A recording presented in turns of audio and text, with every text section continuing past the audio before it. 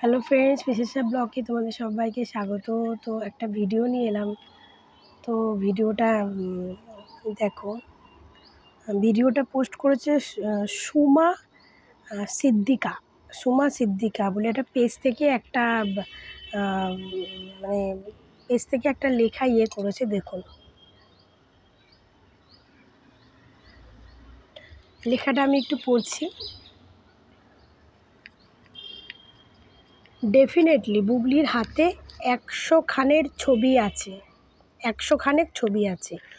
20 লাখ টাকা করে যদি পায়, অলরেডি অনেক টাকা। সে নিজের যোগ্যতা দিয়ে এগিয়ে যেতে পারে, তাহলে তো আর তার কাউকেই দরকার নাই। এগিয়ে যাও বুবলি, পুরুষ জাতিকে বুঝিয়ে দাও অবহেলা অপমান সহ্য করেও সাফল্যের চূড়ায় কীভাবে পৌঁছাতে হয়। অনেক সুন্দরী বুদ্ধিমতী বুবলি। শুভকামনা মুভির জন্য। তুমি মানেই blockbuster hit movie. Suma Siddika. এই যে তো বুবলি ম্যাডামের আছে 100 খানেরও বেশি যখন ছবি আছে। তো এক একটা ছবিতে যদি 20 লাখ করে নেয়, ভাই রে ভাই, 20 লাখ টাকা। বাংলাদেশের একটা সিনেমায় একটা নায়িকা 20 লাখ টাকা নেয়, এটা কখনো বাস্তবে মানা যায়? এটা কে মানতে পারে? যে শাকিব খানের মুভিতে যদি কেউ নায়িকা হয় তাকে মানা যায়, কারণ 20 লাখ টাকা তো মনে হয় কোনো একটা নায়কও পায় না বাংলাদেশে। শাকিব খানের কথাটা আলাদা, কারণ শাকিব খান একজন সুপারস্টার, তাই না? তার মুভি মানেই সুপার ডুপার হিট। তো তাকে লোকে অনেক টাকা দিয়ে সে তাকে নেবে, তার ব্যাপারটা আলাদা।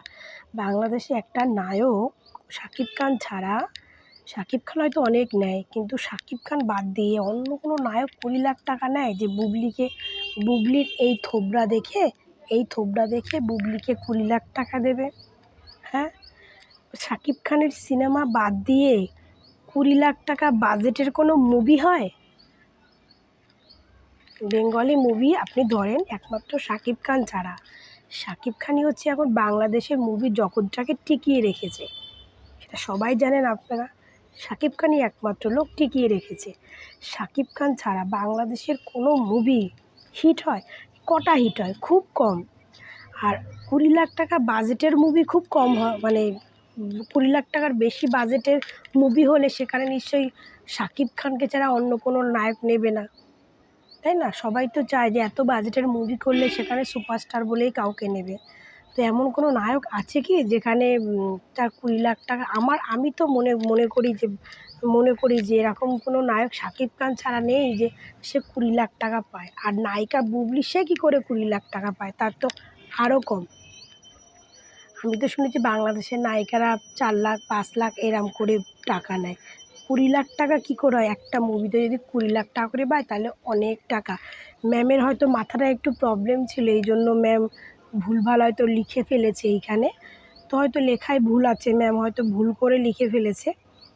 তো যাই হোক, শাকিব খানের মুভিতে যদি মনে হয় যে একটা নায়িকা 20 লাখ 25 লাখ পায় তাহলে মানা যায়, কারণ শাকিব খান সুপারস্টার, তার মুভি হিট, তো সে নায়িকা নিতেই পারে। অন্য কোনো মুভিতে যতই সুন্দরী আর যতই ট্যালেন্টেড নায়িকা যাক না কেন, তার মুভির বাজেটটাও তো থাকতে হবে না? তার মুভিরও তো বাজেটটা থাকতে হবে।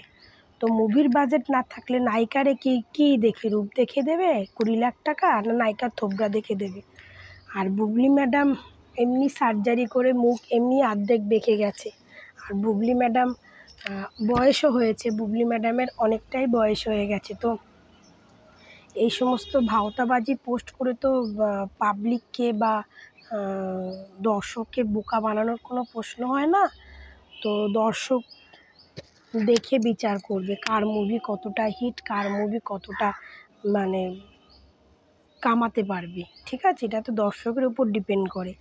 আর সেটা নিশ্চয়ই আপনারা সেটা দেখেছেন যে বুবলির মুভি কতটা কামিয়েছে আর শাকিব খানের মুভি কতটা কামিয়েছে। যেহেতু শাকিব খানকে করেই বলছে যে অপমান সহ্য করে। অপমান কি সহ্য করেছে ম্যাডাম? অপমান তো শাকিব খান সহ্য করেছে, অপমান তো অপু বিশ্বাস সহ্য করেছে, এরা তো অপমান সহ্য করেছে। বুবলি কোথায় অপমান সহ্য করলো? বুবলি তো করেছে, সহ্য করেছে হচ্ছে শাকিব খান আর অপু বিশ্বাস।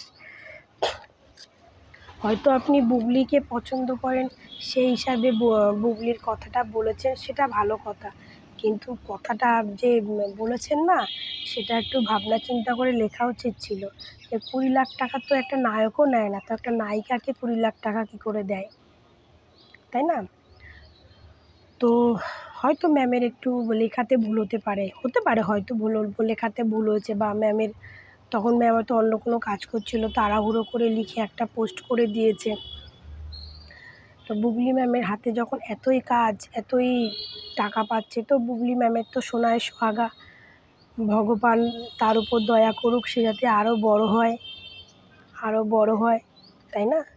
সে যাতে আরও বড় হয়, তাহলে তো তার শাকিব খানের দায়ভার না হলেও চলবে। শাকিব খান ছাড়া সে যখন বাঁচছে, ভবিষ্যতেও শাকিব খান ছাড়া সে তার সন্তানকে অনেক বড় মানুষ করতে পারবে, অনেক বড় তৈরি করতে পারবে। তো সেটা সবাই পারে না, সেটা একমাত্র যার মনের মধ্যে জোর থাকে। অপু বিশ্বাস একজন ভালো মেয়ে, সে একটা পুরুষকে নিয়ে সন্তুষ্ট ছিল।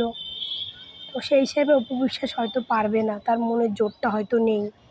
কিন্তু বুবলি হয়তো পারবে, কারণ শাকিব খান নেই, সে ভবিষ্যতে আবার একজনকে বিয়ে করবে, বা অন্য কাউকে একজনকে ধরে তার ভবিষ্যৎ সে করে নেবে। তো এটা করতে তার সিনেমা লাগে না, সে এমনিই করতে পারবে।